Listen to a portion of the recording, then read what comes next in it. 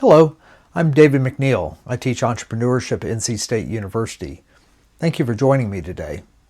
In today's topic, I'd like to talk about the "so what" question. Let me give you an example. Have you ever been trying to explain your research to somebody and they just look confused or bored? Maybe their eyes were kind of glossing over. Well, if that's happened to you, you're not alone. We see this dynamic happen all the time with technologists when they try to explain their research or what they're working on, especially to somebody outside of their field. To begin with today, I'd like to look at an example of what not to do when trying to talk about your research to somebody, especially outside the field. So to do that, let's take a look at this humorous video from the folks at Extra Normal. Enjoy the video and I'll see you on the other side. Hey, I've got a great idea for a business. That's exciting. Tell me about it. I've developed a chemical isomer that links to volatile organic compounds causing carbon bonds to rupture and wraps them in a nanotube coating. Huh. That's a little confusing. Can you dumb it down for me? Sure. What I do is I take a proprietary isomer that I developed with a picric acid wash that hollows out the carbon bonds and replaces them with a nanotube wrapping. Okay, so I guess it's pretty technical. Oh yeah. I've been working on this isomer for 9 years. So what's the business idea? To sell it, To who? everybody will want one, What for? so they can wrap their volatile organic compounds in carbon nanotubes. I think you might need a target customer. I don't think I need to wrap my compounds in your nanotube. Well, maybe not you. So, for people who buy it, what's the value you are providing them? I've developed a chemical isomer that links to volatile organic compounds causing carbon bonds to rupture and wraps them in a nanotube coating. You've said that already. This is getting annoying. Why should anyone care about your isomer? I spent 9 years on this. I know that. Okay, pretend I'm an investor. How can I make money off your product? By selling it. You're a smart guy, but try not to think like a scientist. Think like a business person. Okay. Value chain. Term sheet. I have to go now and answer that. That's not your phone. I know.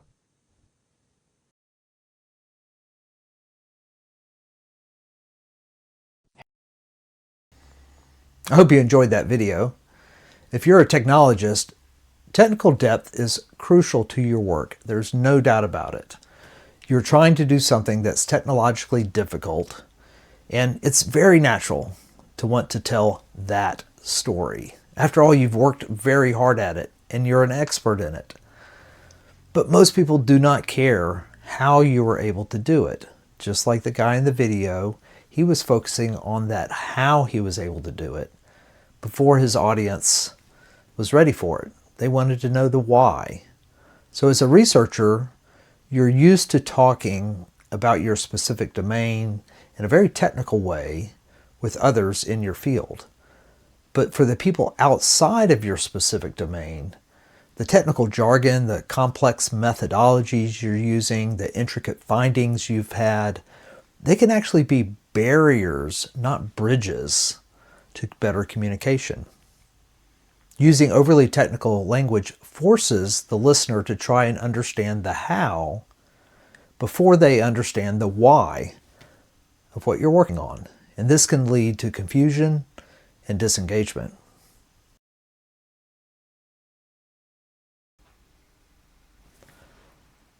The woman in the video did not care about the technical story the guy was trying to tell. She wanted to know about why is what he's working on important? Why would somebody want to buy what this guy was making? What was the practical implications of what he was trying to do? We call this what pain points was he trying to solve? That's what matters to the customer. That's what matters to most people. That's the so what question. Let me give you an example. Today, most people use their cell phones as their primary camera, and they want a good camera. They want a camera that can take pictures, say, in low light. They really don't care how Samsung or Apple was able to accomplish that, technologically speaking. Okay, maybe a few of you out there really do care. You geek out about that kind of stuff. But most people really don't care how hard Samsung or Apple worked to be able to do that. So did they create a more sensitive sensor to be able to capture images in low light? Did they come up with a better algorithm to process what they were capturing? Did they create a faster lens to be able to do this? Most people don't really care about that. They don't care about the technical or the how-to. What they care about is, I'm at a friend's birthday party and we're at a restaurant and it's low light. I want to capture the memory so that I can remember this event for many years to come and share it with the folks that weren't there. So it's the memory and the capturing of the memory that is the so what. That is why having a camera on a phone that can capture images or videos in low light is important. This is solving a pain point. Or another way of looking at that is it's a job that the customer needs to have done, and it gets the job done better and better every time Samsung or Apple improves the quality of the cameras on the phone. The so what requires shifting a focus from talking about the process or the technical details of the research you're working on and talking about its relevance, talking about the outcomes and the implications that your research has. What are the outcomes and implications of your research? Now, in a minute, I'm going to give you some questions to answer to help you think through that in a little bit more depth. But let's talk a little bit more about why you want to be able to answer the so what. You need to be effective at communicating why it is that you're doing what you are doing to a lot of different people. A big one is the funders. So if you can't explain the why, the so what, about what you're doing to the funders, they might cut off your funding, give it to something else that they think is going to be more important. Or maybe it's the administrators, either higher up above you, your boss, people that have influence over whether or not your research continues. Or maybe you want to partner with someone else who's not within your field, but they have things that they're working on that could complement, and you could help one another out. And so they don't need to know necessarily all the technical details of how you're doing what you're doing, but they need to understand the so what of what you're doing, and you need to understand the so what of what they're doing. You both need to understand why it is what you're doing so you can work together. These types of conversations come up all the time, and I'm sure you've probably experienced some of these, and perhaps you felt a little frustration about not being able to do that. In a minute, we'll walk through the steps about how to do that. But it's this so what question, is that why does your research matter, that you need to be able to have a crystal clear explanation of if you want to be successful in your research, especially in communicating to these outside your field. In the video, it actually comes from a real company. This nanotechnology, the nanotube that was created, is from an actual company. And when they first started talking about what it is that they're doing, they gave an answer very similar to the answer that the guy in the video gave, a very technical answer, and all the steps they had gone through to create this nanotube technology.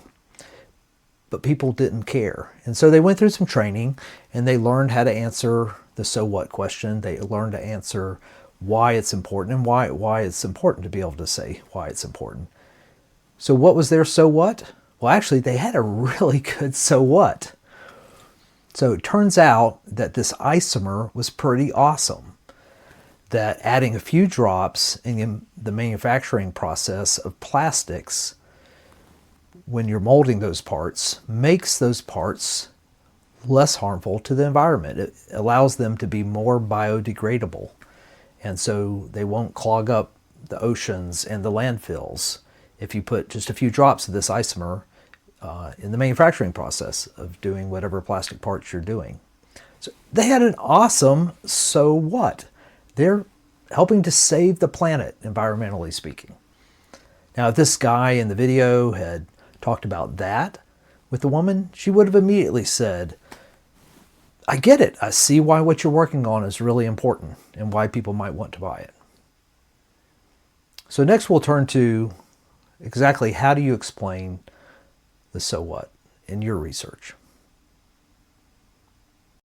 Let me give you a 3-part framework for how to be answering the question of the so what or explaining your why. Number 1, state the problem or the pain point that you're trying to solve. Start by clearly stating the real-world problem your research addresses. You have to keep this relatable.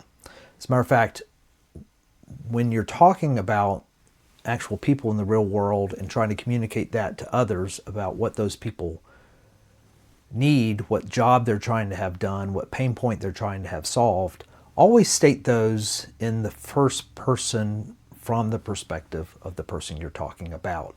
It has more impact when you say that. So you could pretend like you're quoting somebody that you've talked to in the real world that your research is going to help.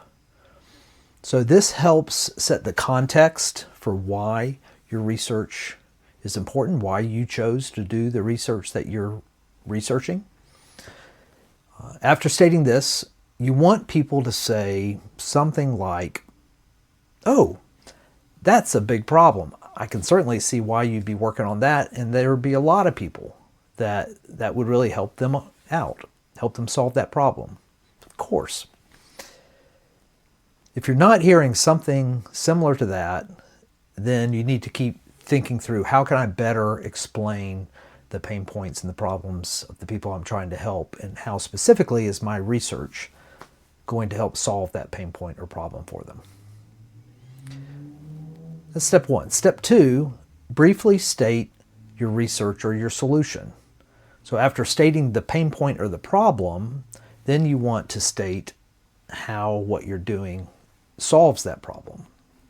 So mention your research area in simple terms. Avoid that techno jargon. Link it directly to the problem. So what part of the problem specifically are you trying to solve? Describe your solution to the problem or pain point that people are experiencing in non-technical language. And remember, when you can, speak as if you're quoting somebody that you're trying to help. Put it in first person for them. So that's step 1, state the pain point of the problem. Step 2, briefly state your research and how it's a solution. And then step 3, and this is the most important step, is what's the impact or the so what of what your research is going to accomplish. So what's the potential outcome that you're going to come out with, the benefit or the significance for the people you're trying to help. And this is the most crucial part. Who is affected and how are they affected in a positive way because you're doing the research that you're doing. So we call all this together, stating the problem, stating the research or your solution, and then the impact that you're going to have. We call that a value proposition. So what is the value you are offering the certain people you're trying to help to solve their pain points? A simple way of stating this is to use this formula. We help X do Y by doing Z. We help X do Y by doing Z. In the example in the video, you might say something like, we help manufacturers of plastic products be more environmentally friendly by adding a chemical compound during the manufacturing process which makes their plastics more biodegradable. There you have it. In one sentence, you've said the so what or the why for that particular product. Next, we're going to look at a series of questions you can answer to help you be able to come up with your X, Y, and Z statement. So now that we've gone over why it's important to answer the so what question, let me give you a few specific questions in addition to the ones I've already talked about to be able to put this all together. So what's next? To follow up this lesson, find a few others that want to do this together with you. They can be people that you're working with. That would actually be good to have one or two people you're working with to answer these questions. But then they can also be people that are not working with you on your research, because then as you're trying to answer these questions, you can use them as a sounding board to see if what you're saying makes sense. So these are some questions you can answer. What is the context for your research? A lot of people jump right over this and they forget to explain the context for what they're working on. They just jump straight into the details. And if you've trying to speak a second language, you know how hard it is to follow a language if you're jumping right into the middle of a conversation. If you can be there at the beginning of the conversation, you have a much better chance at understanding what is being talked about. Same with talking about technical things. So make sure you've stated clearly what the context of your research is. Secondly, what problem does your research help solve? Another question, who benefits from your research, and in what specific ways do they benefit? What changes or improvements could result from your findings? Why should someone outside of your field care about this? And the bottom line is, why is it valuable to the people you are trying to help? Why is it valuable to the people you are trying to help? This is the value proposition. You're proposing a value to a certain group of people that you're trying to help solve their pain points or problems. That's, in essence, what it is you're trying to say in the so what. So let me give you a few more tips as we close out. I encourage you to practice a lot. Practice makes perfect in terms of being able to answer this more clearly and more succinctly. So answering so what is about clarity, relevance, and focusing on the impact over the technological complexity. Focusing on the impact over the technological complexity. The best way to get good at is to practice this with different people that haven't heard about what you're trying to do, so you can have fresh ears as a sounding board. Also, sometimes you're going to need to tailor your answer. The so what answer might need to have slight adjustments depending on the audience. For example, a funder might care about what kind of an economic impact your research or your solution is going to provide. A patient group might care about the health outcomes that your research is going to provide or solve. A policymaker might care about the societal changes that your research can help achieve. The core message of the significance remains the same, but the emphasis is going to shift slightly depending on what group you're talking to. So practice what you're saying with different groups to see if it's landing with them, to see if it makes sense to them. And then lastly, let me just offer you good luck on your research. I know you're working on some difficult things, and I hope it goes well for you. Hope you're able to solve the complex problems you're trying to solve. And I also want to encourage you in answering the so what question. So get together with some friends, answer these questions, and practice. Mastering this skill is important and essential for the success of your research.